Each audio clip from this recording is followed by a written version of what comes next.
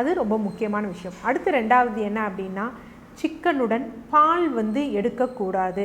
ஏன்னா சிக்கனில் இருக்கக்கூடிய புரதம் வேறு வகையான, இரண்டுமே புரத சத்து உள்ளது தான், ஆனால் இதில் இருக்கக்கூடிய புரதம் வேறு, பாலில் இருக்கக்கூடிய புரதம் வந்து கேசைன் அப்படின்னு வந்து சொல்லுவாங்க. ஸோ இரண்டும் வெவ்வேறு மூலக்கூறான புரதங்கள் அப்படிங்கிறப்ப நம்ம இந்த சிக்கனும் பாலும் சேர்த்து எடுக்கும் பொழுது ஒரு டாக்ஸிசிட்டி வந்து உருவாகும், செரிமான கோளாறுகள் வந்து உருவாகும், அது நஞ்சாக வெளிப்படும். இன்னும் சில வகைகளில் என்ன அப்படின்னு பார்த்தீங்கன்னா, சித்த மருத்துவ முறைகளிலும் ஆயுர்வேத மருத்துவ முறைகளிலும் இது கபக்குற்றம் உள்ள ஒரு உணவு, இது அழல் குற்றம் உள்ள ஒரு உணவு. ஸோ இது ரெண்டையும் நம்ம சேர்த்து எடுக்கும் பொழுது நம்ம பிளட் ஆனது இம்ப்யூர் ஆகும்.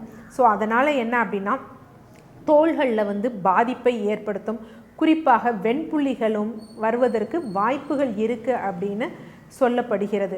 ஆனால் இதற்கு பெரிதாக ஆராய்ச்சி தரவுகள் இல்லைனாலும் இந்த குற்றங்களோட சேர்க்கையினால் இந்த பிரச்சனை வருது அப்படின்னு சொல்கிறதுனால ஸோ அந்த மாதிரியும் நம்ம என்ன பண்ணணும் அப்படின்னா அவாய்ட் பண்ணணும்.